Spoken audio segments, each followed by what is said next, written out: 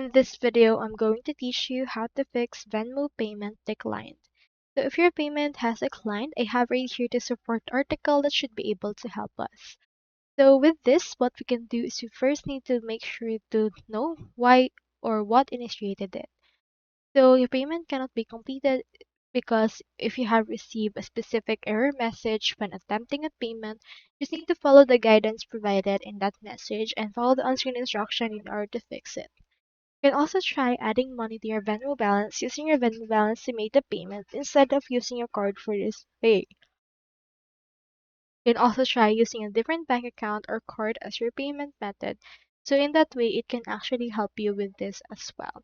So doing this should be able to help your payment went through and not decline anymore.